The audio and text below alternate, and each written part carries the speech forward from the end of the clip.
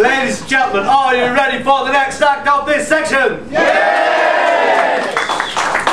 Ladies and gentlemen, he is fantastic and he's as funny as a big bag of tickles. Ladies and gentlemen, it's Shaun!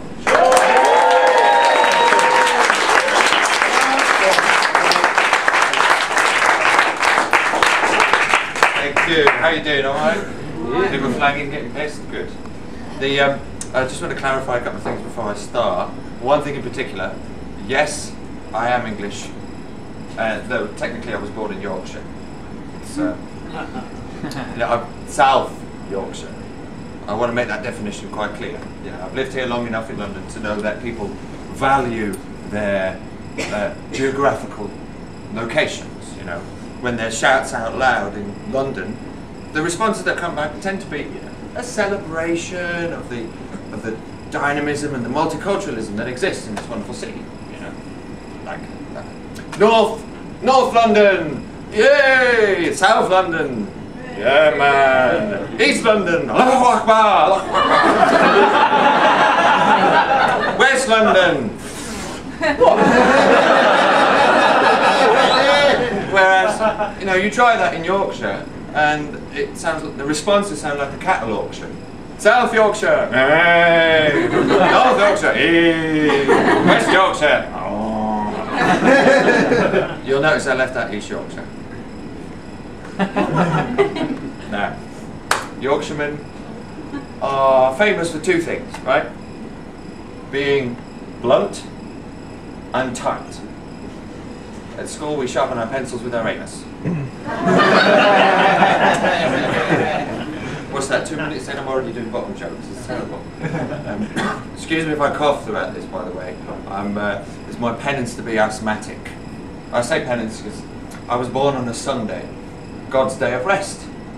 If God can do fuck all, so can I. No. Well, I'm so lazy. I'm glad we have involuntary body functions. Right? He invented it for sure. It's a bit of a blessing. He invented it to make lazy fuckers work for their air. Work on your knees. In, out, in, out. Yeah. The people who know me know quite a few things about me. I'm a very open person. People who don't ask me straight out, "Oh, are you anorexic?"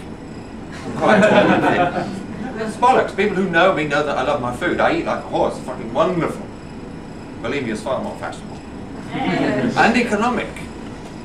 You know, credit crunch crisis. Twice the taste, half the price. In and out. The thing about it, though, is if you're tall and thin, right, I think genetics is rubbish. It's bollocks. Genetics is not the reason that I'm tall and thin. My parents, both my parents, are short, squat, and now fairly rotund.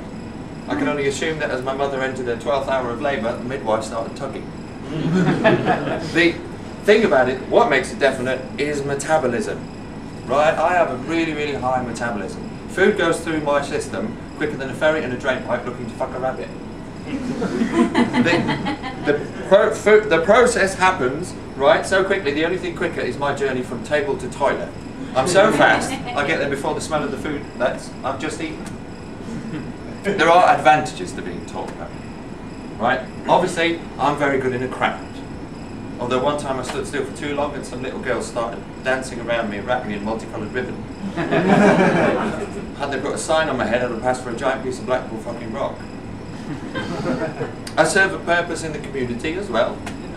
Without me, Tesco's and supermarkets would be full of little old women hopping in hope, trying to reach the top shelf.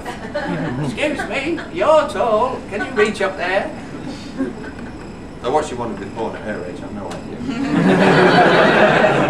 Technique, advice, spice. There are disadvantages as well. Now, strong wind would blow me away. Though with these ribs, probably to the tune of Mull of Kintyre.